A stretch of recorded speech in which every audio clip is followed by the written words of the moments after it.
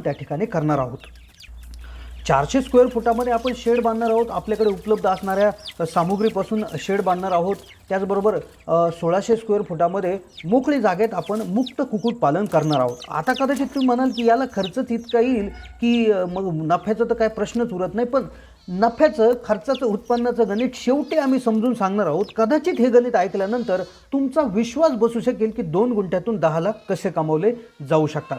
आता इथे आपल्याला काय करायचं आहे, 1600 स्क्वेअर फुटामध्ये मोकळी जागा आपल्याला ठेवायची आहे। तर त्याच्यामध्ये आपल्याकडे आता आपण शेतकरी आहोत, आपल्याकडे शेळ्या गाई म्हशी उपलब्ध असतात। तर शेळ्यांच्या लेंड्या त्याचबरोबर गायांच्या जे काही शेण आहे त्याचं शेणखत आपल्याला मोकळ्या जागेमध्ये पसरून द्यायचं असतं। त्याबरोबरच या जागेमध्ये आपल्याला झाडे लावायची असतात। मग त्यामध्ये 10 बाय 10 फुटाचं अंतर ठेवून आपण जर झाडे लावले, आंब्याची, सीताफळाची, शेवरीची झाडे जर त्या ठिकाणी लावली तर शेवरीच्या झाडांचा चारा जनावरांना होऊ शकतो आणि फळझाडे लावले तर त्याचं वेगळं उत्पादन